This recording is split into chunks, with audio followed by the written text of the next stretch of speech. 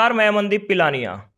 आदमपुर उपचुनाव को लेकर हर गांव में जा रहे हैं, लोगों से बात कर रहे हैं, लोगों से मन का मिजाज जान रहे हैं। कौन है आदमपुर की पसंद, कौन है उनके गांव की पसंद। फिलहाल चूड़ी बागड़ियान गांव में हैं। फिलहाल यहाँ के बुजुर्गों से बात करेंगे कि उनके गांव का क्या माहौल है, किस उम्मीदवार का पलड़ा भारी है इनके गांव में, और मुख्य समस्या क्या क्या है उन पे भी एक चर्चा हम करेंगे। क्योंकि उपचुनाव के दौरान सरकार भी कहती है कि हम आपकी समस्याओं को दूर करेंगे, लेकिन समस्या है चुनाव तक। चुनाव के बाद कोई नेता दिखाई नहीं देता या कोई पार्टी का उम्मीदवार फिर लोगों के बीच नहीं आता। अब इनसे जानेंगे मुख्य समस्याएं क्या क्या हैं और किसका रुझान इनके गांव में है। नमस्कार। नमस्कार जी। आपका नाम जी? सुभाष बेनीवाल जी, चूड़ी बागड़ियान। तो सर, आपका जो गांव है उसमें टोटल वोट कितने हैं? लगभग है जी 3600-3700 वोट है। 3600 वोट हैं, 3000 के करीब पोल हो जाएंगे। हाँ जी। तो क्या माहौल लगता है आपको आपके गांव में? हमारे गाँव में रुख कांग्रेस की तरफ ज़्यादा है जी, गाँव का कांग्रेस पार्टी की तरफ। उम्मीदवार को लेके है या कांग्रेस के वर्कर हैं यहाँ पे पहले ही? नहीं, कांग्रेस के पार्टी के वोट हैं जी, क्योंकि बीजेपी सरकार में तो किसान बहुत परेशान हुए। जैसे डीएपी खाद है, या आप बीज देख लो, या जो फसलें पीछे खराब हो गई उनका मुआवजा वो भी नहीं मिला, तो लोग अभी तक धरने बैठे हैं। तो ये नाराज़गी है लोगों में। मुआवजा अभी तक मिला नहीं है, लेकिन नहीं, सरकार कह रही है कि हमने मुआवजा दे दिया है। नहीं जी, यहाँ तो नहीं आया, नहीं मिला। जैसे आपने कहा कि कांग्रेस पार्टी के वर्कर हैं इस गांव में, लेकिन जो उम्मीदवार हैं कहीं ना कहीं कांग्रेस पार्टी से आके निकले हुए हैं। जो विपक्ष में चुनाव लड़ रहे हैं, हर उम्मीदवार कहीं ना कहीं कांग्रेस से ताल्लुक रखता था पहले। हाँ जी, ये तो है। तो क्या लगता है वो कांग्रेस के वोट ले जाएंगे? नहीं, नहीं, कांग्रेस पार्टी के वोट अलग हैं जी, उनके अपनी पार्टी के वोट मिलेंगे। मुख्य समस्या क्या है गाँव में?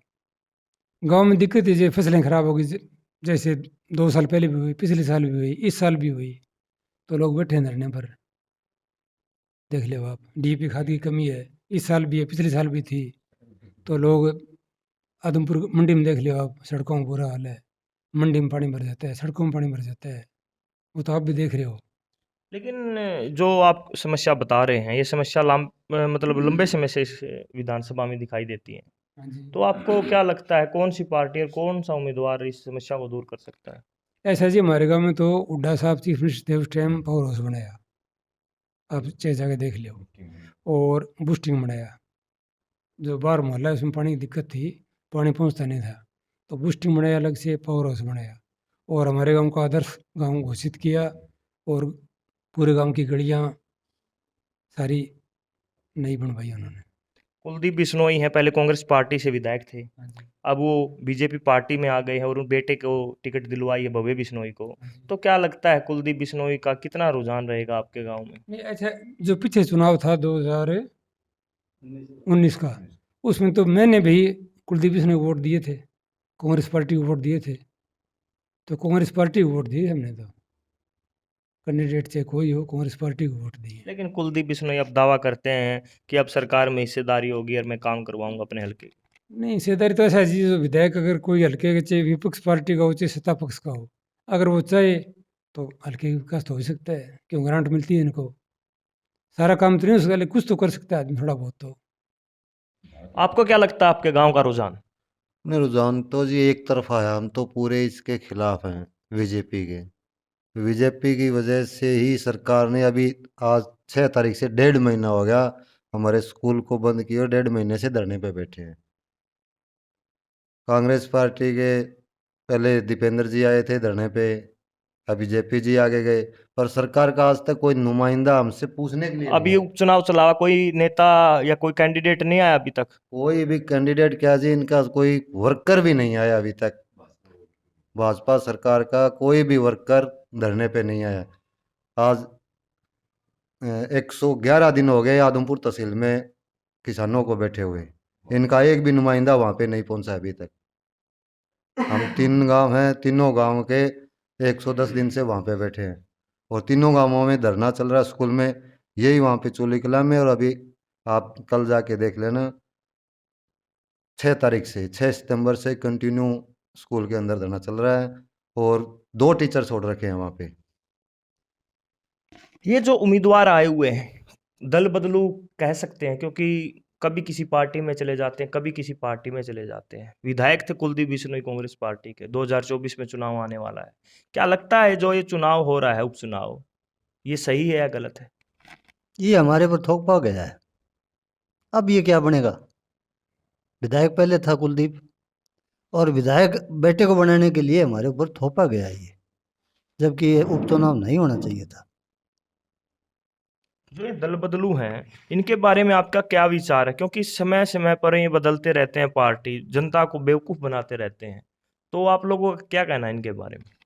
हमारा तो ये कहना है कि इनको हम सबक सिखा दें, ताकि बार बार जो दल बदलू होते हैं ना, उनको अपने घर ही बिठा दें। इनकी ये, क्योंकि इनको ज़्यादा तकलीफ नहीं होती है। हमारे को उनके ठिकाने लगाने में एक बटन है छोटी सी, उसको दबाएंगे, ये ठिकाने लग जाएंगे। इनेलो प्रत्याशी हैं कुरड़ा राम नंबरदार, उनका क्या माहौल लगता है आपको? कूड़ाराम का क्या माहौल है यहाँ? यहाँ हमारा 6 तारीख से नियंत्रण धरना चले स्कूल के अंदर, और उसके अंदर कूड़ाराम नंबरदार दीपेंद्र हुड्डा के साथ आया, और हर किस्म की भाषा बोल के गया है कि भाई सरकार ने बहुत गंदा कर रखा है, वो कर रखा है, फलान कर रखा है। कांग्रेस का प्रत्याशी के रूप में आया था। आज कांग्रेस ने उसको टिकट नहीं दी, तो वो उछल लिया वहाँ से। इनके पास कोई ऐसा नेता नहीं था, किसी स्थायी वर्कर को देते तो अच्छा, इसके वो पटका भराकर इसको सीट में दे दिया। सत्येंद्र सिंह है आम आदमी पार्टी के प्रत्याशी। अरविंद केजरीवाल ने बहुत पहले भी अपने वादे कहे हैं, बिजली माफ़ करने के वादे हैं, और भी बहुत से वादे होते हैं उनके। अब उपचुनाव के दौरान पहले भी वो आ चुके हैं। भगवत मान है जो पंजाब के मुख्यमंत्री, वो भी आ चुके हैं। उनका कितना प्रभाव रहेगा इस चुनाव में? ना ना, उनका कोई ज़्यादा प्रभाव नहीं है। दरअसल मैं बताऊँ इसमें बीमारी क्या है। अब जैसे सत्येंद्र है, सत्येंद्र पहले कांग्रेस में था, कुलदीप बीजेपी में था, या आजका थी इसकी, तो वो कांग्रेस में रहा। जब कुलदीप कांग्रेस में आ गया तो उसने बीजेपी ज्वाइन करी। अब कुलदीप बीजेपी में चला गया तो यहाँ तो इसको जगह नहीं मिली, वो आप में जा पड़ा। तो इस तरह बार बार इधर उधर होने से क्या महत्व रहेगा? मुझे तो कुछ नहीं लगता इसका महत्व। और गांव में कोई इनका कोई महत्व नहीं, कोई नज़र नहीं आ रहा। ठीक है, एक दो जगह रिश्तेदारी है या कोई आपसी थोड़ा निजी संबंध है, वो एक दो लोग चर्चा कर रहे हैं, बाकी कोई जन आधार नहीं है। कुलदीप बिश्नोई की कल की एक वीडियो वायरल हो रही है कि 7 बजे के बाद मेरे को फ़ोन मत करना, तो उस पे आपके क्या विचार हैं? हाँ, हमने भी सुना है, वो गंदा विचार है इसका। अरे किसी आदमी को कभी समस्या हो सकती है, रात को भी हो सकती है। जो प्रतिनिधित्व तो करता है, चाहे तो वो गांव का सरपंच है, चाहे वो एमएलए है, चाहे वो एमपी है, वो एक जिम्मेवार व्यक्ति होता है। उसका फ़ोन 24 घंटा खुला होना चाहिए। किसी किस्म की समस्या हल्के में कभी हो सकती है, तो उसको फ़ोन सुनना चाहिए। तो बहुत बुरी बात है कि वो 7 बजे बाद फ़ोन नहीं खोलेगा, ये तो गंदी बात है। नमस्कार जी। नमस्कार जी, नमस्कार। आपके क्या विचार हैं? आपके गांव में किस पार्टी का पलड़ा भारी रहेगा? हमारा तो जी वैसे कांग्रेस ही है यहाँ तो। हमारे भाई साहब पहले चुनाव लड़े थे, भट्टू हल्का होता था 2005 में। तो उससे उससे पहले इनेलो का था हमारा गांव सारा, उसके बाद सारा कांग्रेस ही हो गया। और अभी कांग्रेस में चल रहे हैं सारे, उसी के हिसाब से। लेकिन कुलदीप बिश्नोई तो कहते हैं कि जो कांग्रेस के प्रत्याशी हैं, जयप्रकाश जी, वो भारी कैंडिडेट हैं। और कुलदीप बिश्नोई का एक दावा और ये हमारा गढ़ है, हमारा गढ़ कोई नहीं तोड़ सकता। तो उस पर क्या विचार हैं आपके? ऐसा है जी, जेपी बार का नहीं रहा जी। कोड़ी के अगले पास 6 किले ज़मीन ले रखी है, वहाँ उसने मकान बना रखे हैं। वो तो यहाँ स्थानीय हो चुका है अभी। और कहीं गढ़ की बात है, गढ़ तो अब की बार तोड़ देंगे। ये गढ़ नहीं रहेगा, गढ़ का नाम ही मतलब आप। अभी ये 3 पीढ़ी हो गई, तीसरी पीढ़ी में सारा काम साफ हो जाएगा। अब की बार इनका काम साफ है, कुछ नहीं बटने वाला है इनका। इस चुनाव को आप किस प्रकार देखते हैं? जात पात पर देखते हैं, विकास पर देखते हैं, पैसे पर देखते हैं, या मतलब सरकार का जो तंत्र है उस पर देखते हैं? किस पर होगा ये चुनाव? चुनाव तो विकास पर ही था जी, और विकास इन्होंने कुछ किया नहीं। 712 किसान शहीद हो गए वहाँ दिल्ली, इन्होंने कोई सुध नहीं ली, काले कानून ले के आए। तो भाजपा तो किसान विरोधी है ही। इसका हम कभी ये ऐसा नहीं सोचा भाई भाजपा ऐसा करेगी किसानों के साथ, लेकिन बहुत बुरा किया है। अब 2-2 हज़ार रुपये से बुलाने लग रहे हैं। अभी मोदी जी ने 2 हज़ार रुपये डाल दिए किसान के। क्या होता है 2 हज़ार से? 15 लीटर डीजल नहीं आता। आज भाव कहाँ जा रहे हैं डीजल और पेट्रोल के। और डीजल तो सबसे ज़रूरी है किसान के लिए, उसके बगैर तो उसकी खेती नहीं होती। अब क्या करें बताओ? तो इसको इसको वोट दें हम? ये मामला जी सारा देख लो। कोई विकास आदम पर 26 साल हो गए, ऐसा गर्त में चले गए, 50 साल पीछे चले गए ये। तो हम इनको वोट इनको दिए जाएं, ये तो पार्टी बदलते रहे, हम इनके पीछे लगे रहें। नहीं, हमारा भी तो कोई वजूद है, हमारा भी कोई ज़मीर है, हम कहीं पीछे बिक जाएँ, हम बिकने वाले में नहीं हैं। हम कांग्रेस को लाएँगे और कांग्रेस से 2024 में भूपेंद्र सिंह हुड्डा जी मुख्यमंत्री बनेंगे और हम उनके साथ हैं। चुनाव के दौरान बड़े बड़े वायदे होते हैं, जैसे विकास की कमी देखने को मिलती है बहुत से गांव में। बात करते हैं लोगों से, उनका कहना है कि हमारे गांव में ये समस्या है, सिंचाई की समस्या, पीने के पानी की समस्या है। अब सरकार के मंत्री आएंगे, संतरी आएंगे, वो बड़े बड़े वायदे करके जाएंगे, कितना प्रभाव पड़ेगा उन वायदों से? कोई प्रभाव नहीं पड़ने, पहले बात तो कोई आएगा ही नहीं जी। ये सब यही चाहते हैं कि कुलदीप बिश्नोई यहाँ से चला जाए, और ये तो चला भी जाता अगर इन्हें पासपोर्ट इनके पास नहीं होता, अमित शाह के पास इन पर रोक लग रही है तो कभी चले जाते सारे के सारे। लेकिन इनकी मजबूरी है, भाई जेल काटो या भाजपा में आओ, इनका मेन मकसद यही है। ये तो धक्के से लाया गया पार्टी में, और पहले ये कहता था बोलो कौन सी पार्टी में मिल जाओ, सिर्फ एक भाजपा में ना मिलियो, ये बहुत गंदी पार्टी है, आज वो अच्छी होगी। तो इनका तो यही है जी, ये पैसे वाले लोग हैं, आम जमींदार को बरगला लेते हैं और फिर अपना उल्लू सीधा हुआ, फिर संभालते नहीं। आपने वीडियो की बात की, जब वीडियो की बात होती है तो जो जेपी हैं जयप्रकाश, उनकी भी एक वीडियो वायरल है। उन्होंने जींद की जाट धर्मशाला में एक बात कही थी, जो बागड़ी है और वो गादड़ी है वो किसी के नहीं होते, ये बेल्ट बागड़ी बेल्ट आती है। तो आपका जेपी पर जो बयान था उनका, तो क्या कहना है, जेपी को माफ़ी मांगनी चाहिए या नहीं मांगनी चाहिए उस बयान के लिए? नहीं जी, ऐसा है, देखो कई बारी कई आपने जो देसी टोटके हुए हैं ना, वो बोल देते हैं, हम कहीं भी बैठे हो कोई बात है, जिस तरह कोई बूढ़ों बडेरों का पुराना नुस्खा कोई हो तो वो चल जाता है, इसमें कोई वो बात नहीं।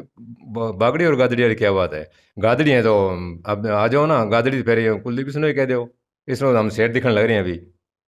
नहीं, ये कोई राजनीतिक स्टंट मतलब है उस जी। बयान का कोई फर्क नहीं पड़ेगा कोई इस फर्क चुनाव में? नहीं, नहीं कोई फर्क नहीं पड़ेगा जी, ये तो चुनावी स्टंट है। कहीं कहीं बात काट के निकाल लेते हैं, वो नकली नोट बांटे हैं, किसने लिए नकली नोट? जिसने लिए हैं वो सामने आके बताओ ना, भाई मैंने नकली नोट लिए हैं तो खुद नकली है, बिका हुआ है वो तो। जो चीज़ कोई वस्तु हम पैसे देकर ले आते हैं तो अपनी मर्जी से यूज करेगा, अपने घर सब्जी ले आते हैं अपनी मर्जी से काटेंगे ना उसको, भाई तीखी काटनी है लंबी काटनी है, तो वो बात है, कोई चक्कर नहीं है जी। जयप्रकाश जी अच्छे वोटों से जीत के निकलेंगे, और अब की बार ये गढ़ है ना टूट गया, कुछ नहीं बनने वाला है। तो साथियों, चूड़ी बागड़ियान गांव में हैं और यहाँ पर आपने विचार सुने लोगों के कि किस प्रकार इन्होंने अपने गांव की समस्या बताई, अपनी विधानसभा की समस्या बताई, और इन्होंने कहा कि हमारे गांव से कांग्रेस पार्टी जीत कर निकलेगी। यह जो समय चल रहा है इसमें फेरबदल होता रहेगा, क्योंकि मंत्री संतरी और जो सरकारी तंत्र है उसका कितना प्रभाव पड़ेगा वो चुनाव के रिजल्ट पर देखने वाली बात है कि कितना प्रभाव सरकार का पड़ेगा, कितना प्रभाव विपक्ष का पड़ेगा। क्योंकि हर गांव में जा रहे हैं, लोगों के विचार ले रहे हैं, क्या है उनके गांव की समस्या और क्या है उनके गांव का रुझान। तो साथियों, आपको ये वीडियो कैसी लगी कमेंट बॉक्स में अपनी राय जरूर बताएं। चूड़ी बागड़ियान गांव से अपनी सहयोगी के साथ मैं मनदीप पिलानिया।